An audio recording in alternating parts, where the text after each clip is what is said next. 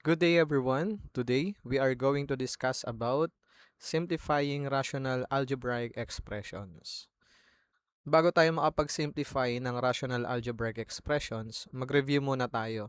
Itong re-review natin, ito yung mga importante na dapat alam natin before we simplify rational algebraic expressions. First is yung mag-lowest term or mag-simplify ng fractions. Example, 12 over 15. So, yung 12 over 15, yung 12, 3 times 4. Then, yung 15, yung factors nito ay 3 times 5. And with that, meron tayong tinatawag na cancellation. So, yung cancellation is a process of dividing. And with that, the lowest term is 4 over 5. Or the simplest form of 12 over 15 is 4 over 5. Next, we have 27 over 18. So, yung 27, we can write as 3 times 9. Tapos, yung 18 is 2 times 9. So, meron tayong parehas dito. We can cancel it. So, the final answer would be 3 over 2. Take note, kapag nag-cancel tayo, dapat isang numerator at isang denominator. Dahil yung cancellation is a process of dividing.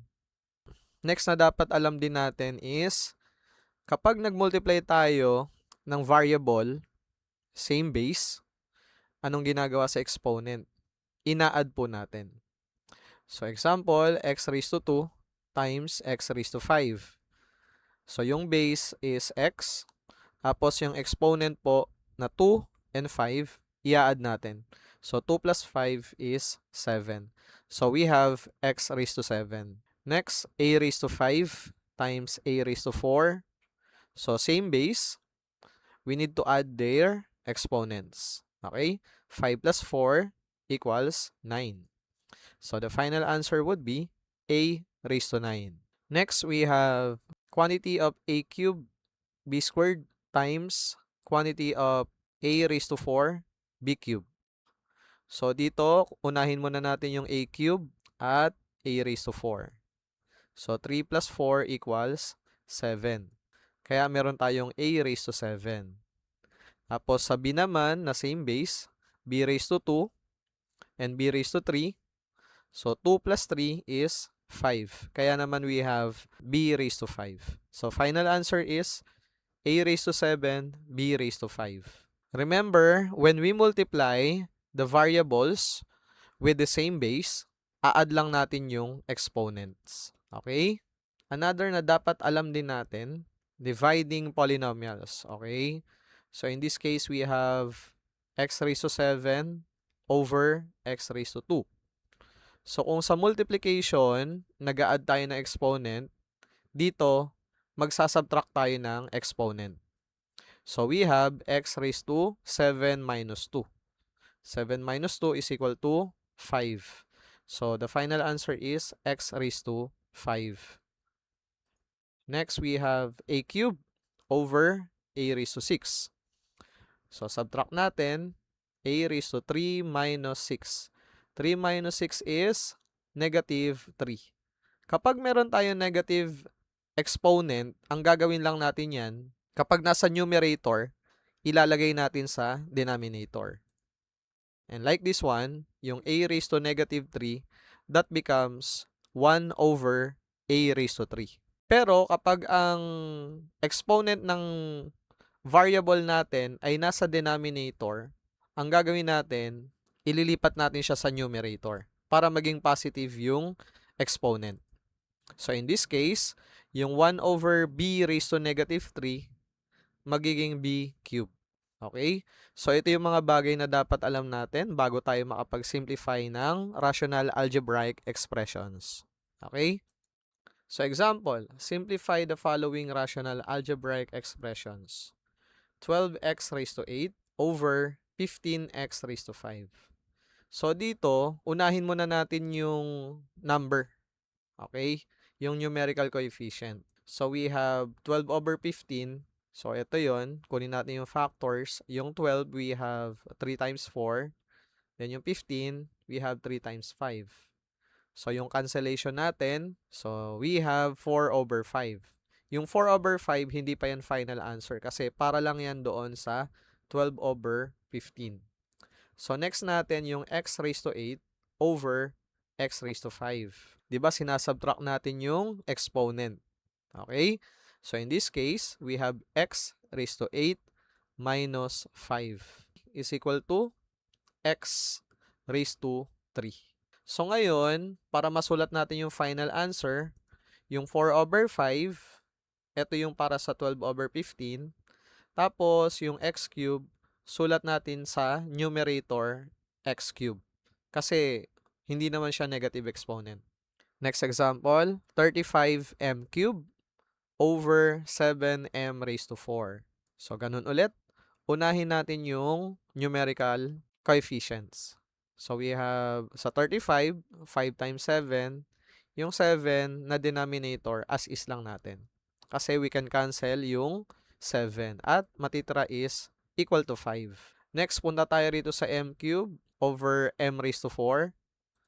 So, subtract ulit yan, no?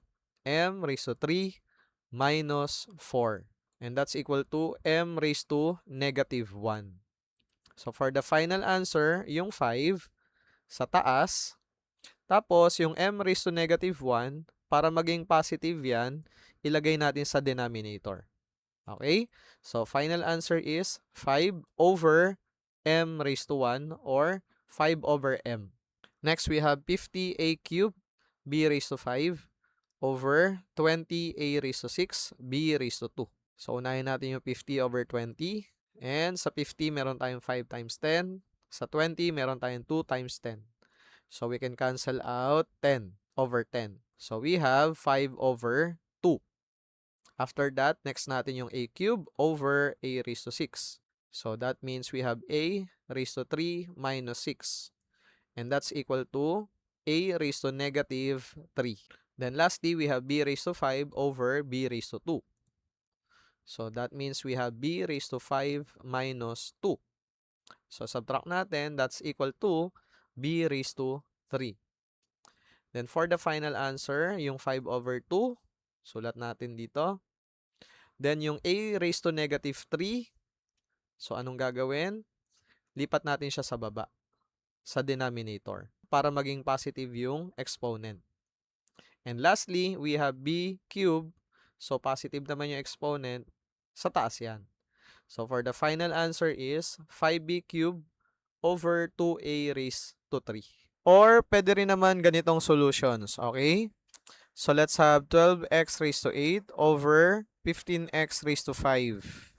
So, first, kunin muna natin yung 12 over 15. So, sa 12, meron tayong 3 times 4. At sa 15, meron tayong 3 times 5. Tapos, yung x raised to 8 over x raised to 5. So, dito, i-expand natin, no? Yung x raised to 8, that means 8x. Tapos, yung x raised to 5, that means 5x. Okay? Tapos, magka-cancel tayo. Ayan. So, cancel yung 3. Tapos, tig 5x. Okay po? So, for the final answer, we have 4 over 5. Tapos sa x, dahil may natirang 3, that is x cubed. So, final answer is 4x cubed over 5. Next, 35m cubed over 7m raised to 4. So, ganun ulit. Unahin natin yung 35 over 7. Yung 35, sulat natin as 5 times 7. Yung 7 as is. Okay? Tapos, yung m cube over m raised to 4. So, yung m cube, sulat natin ng 3 times na m. Tapos, yung m raised to 4, that means 4 na m. At saka tayo mag-cancel. So, cancel natin yung 7. Tapos, tig-3 m. So, sa variable, kailangan parehas po ng bilang yung ika-cancel natin. Okay? For the final answer, we have 5 over m.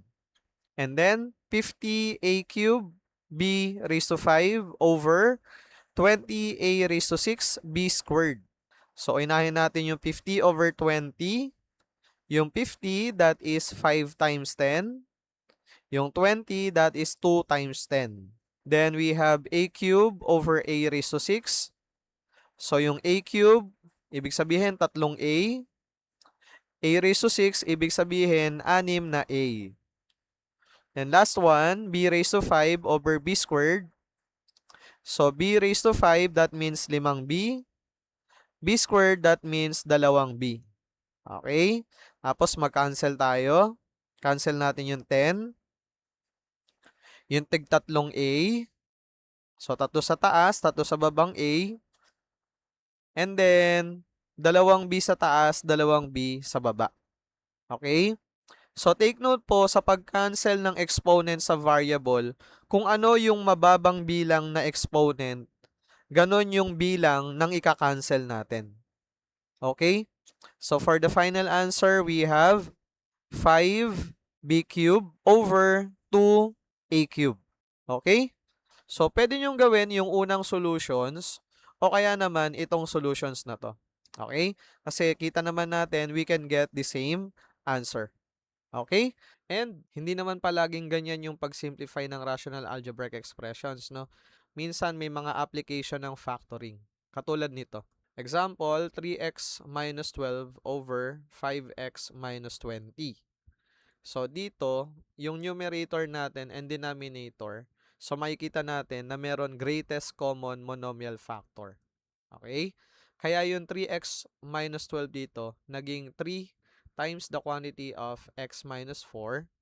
And then sa baba naman, yung 5x minus 20 becomes 5 times the quantity of x minus 4. So ngayon, parehas yung x minus 4. So pwede nating i-cancel din yan. And final answer is 3 over 5.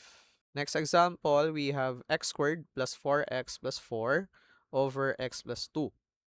So, makikita natin dito, yung numerator natin na x squared plus 4x plus 4, it's an example of a perfect square trinomial. Okay?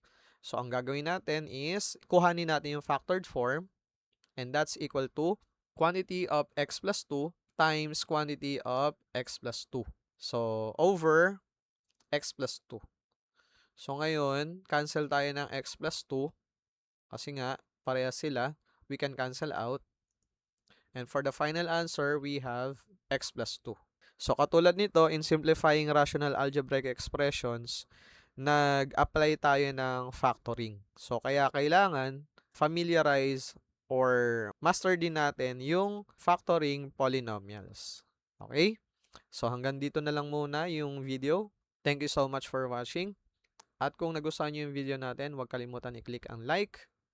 At kung gusto nyo pa ng mga ganitong klaseng videos, tutorials, huwag kalimutan i-click ang follow. Okay? Thank you so much. See you on the next video.